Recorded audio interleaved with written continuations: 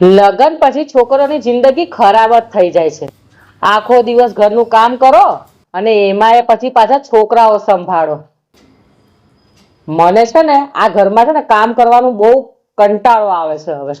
હવે તમે એક કામ કરો, એક નોકરાણી રાખી લો, એ બધું ઘરનું કામ કરી જશે. મને આ ઘર છે ને નરક જેવું લાગે છે. અને આમે છોકરોની જિંદગી લગ્ન પછી નરક જેવી જ થઈ જાય છે. સાચી વાત છે તારી. છોકરાની જિંદગી તો નર્ક જેવી જ હોય છે અને છોકરાઓ તો બસ મોજમાં જ ફરતા હોય છે. પણ કોઈને એ નથી ખબર કે સવારના 8 વાગ્યાથી લઈને રાતના 8 વાગ્યા સુધીમાં છોકરાઓની શું હાલત થાય છે.